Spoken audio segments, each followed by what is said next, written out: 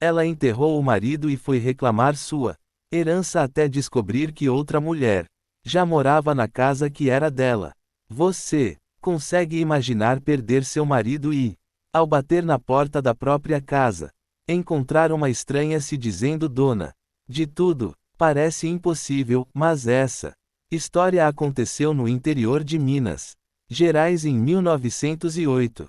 Antes de continuar, já se inscreve no canal e deixa seu like, porque o final dessa história vai te surpreender de um jeito que você nunca imaginou. O que essa viúva descobriu vai te deixar sem palavras. Antes de começar esta história, quero agradecer de coração por você estar aqui. É você quem mantém este canal vivo. Agora, prepare-se, porque essa história de coragem e justiça vai mexer com você. A chuva caía fina sobre o cemitério de Diamantina naquela manhã de junho de 1908. Amélia Tavares, com seus 42 anos, estava parada diante da cova ainda fresca, onde haviam enterrado Joaquim, seu marido, de 19 anos de casamento. Ela segurava um terço entre os dedos trêmulos, os lábios se movendo em orações silenciosas, enquanto a água escorria pelo velo que cobria seu rosto.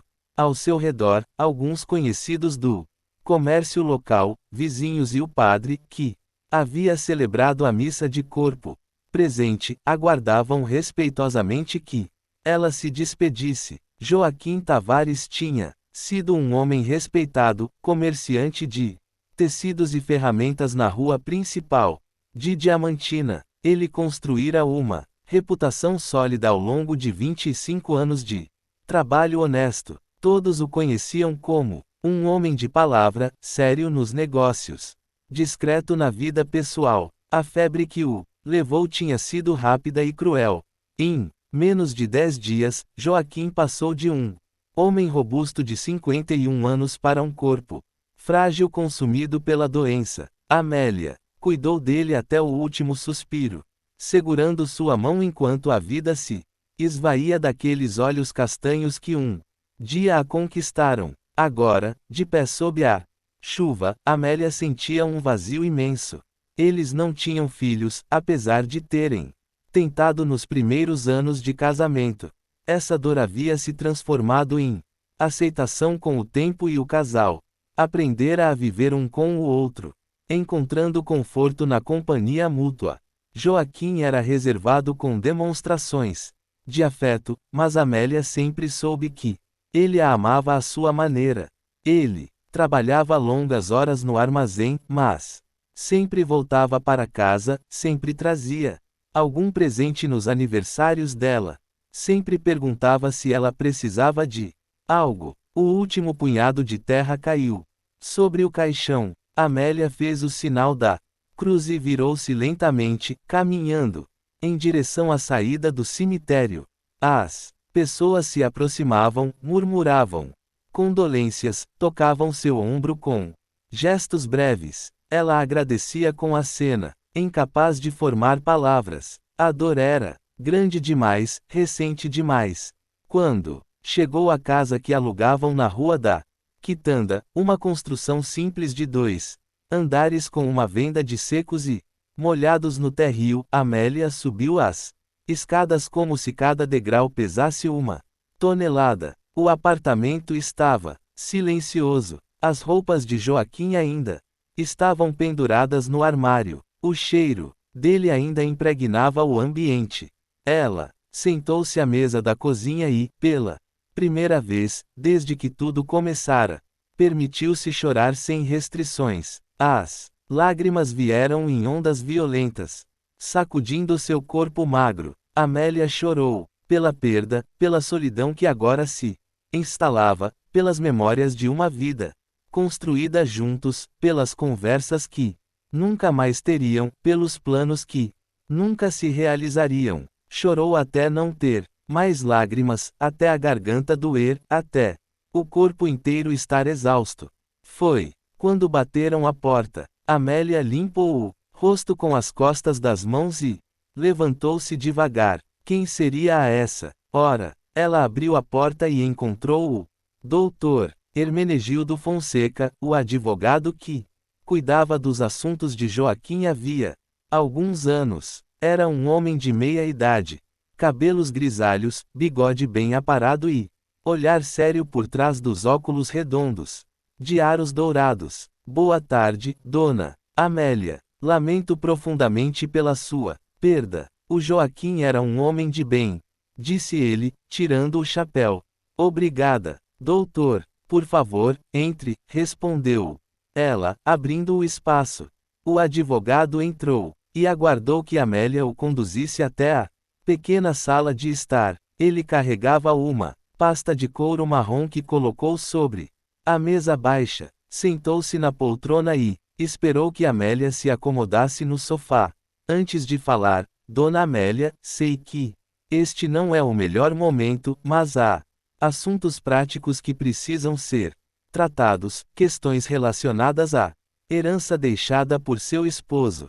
Herança. Amélia franziu a testa. Doutor, nós não tínhamos muito. Esta casa é alugada. O armazém tem algumas mercadorias, mas também há dívidas com fornecedores. Joaquim sempre me disse que vivíamos do que ganhávamos, sem grandes sobras. O advogado abriu a pasta e retirou alguns documentos. É verdade que o armazém tem um valor modesto e algumas dívidas, sim, mas há algo que talvez a senhora desconheça. O senhor Joaquim possuía uma propriedade rural. Amélia piscou, confusa. Uma propriedade? Que propriedade, doutor? Nunca ouvi Joaquim falar de terra nenhuma. O doutor Hermenegildo ajeitou os óculos e folheou os papéis. Trata-se de uma casa com terras anexas, localizada próxima ao povo de Mendanha, a aproximadamente 120 quilômetros daqui. Segundo a escritura, seu marido adquiriu a propriedade há 6 anos. Em 1902. São cerca de 15 alqueires de terra agricultável, com uma casa de moradia, curral e um pequeno pomar. Amélia sentiu a respiração falhar. Anos. Joaquim comprou uma fazenda há 6 anos e nunca me contou. O advogado suspirou. Não sei lhe dizer os motivos dele, Dona Amélia.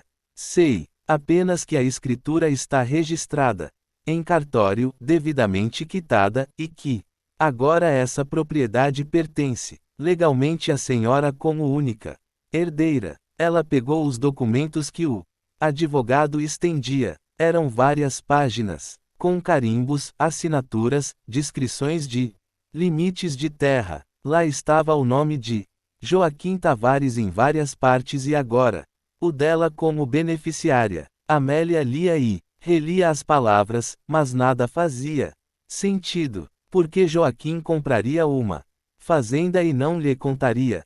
Eles conversavam sobre tudo ou assim ela pensava. A senhora pretende manter a propriedade ou vendê-la? Perguntou o doutor Hermenegildo. Amélia levantou os olhos. Eu não sei. Preciso pensar. Preciso entender por ele fez isso. Se me permite um conselho, a senhora deveria ao menos conhecer a propriedade, ver em que estado está, avaliar se vale a pena conservar ou se é melhor desfazer-se dela. Posso providenciar os documentos necessários para que a senhora biarre até lá quando se sentir pronta. Amélia assentiu devagar. Sim, acho que preciso ir até lá. Nos dias seguintes, Amélia tentou colocar ordem em sua vida. Vendeu o estoque do armazém para pagar as dívidas de Joaquim e ficou com um pequeno montante que lhe garantia alguns meses de sustento. Conversou com vizinhos, perguntou se alguém sabia dessa propriedade rural, mas ninguém tinha conhecimento. Joaquim guardara esse segredo muito bem. Uma semana após o enterro, Amélia decidiu que precisava ir até Mendanha. Precisava ver com os próprios olhos o que Joaquim havia comprado, entender o que aquilo significava. Talvez lá encontrasse respostas, talvez encontrasse uma pista de por que ele mantivera tudo escondido.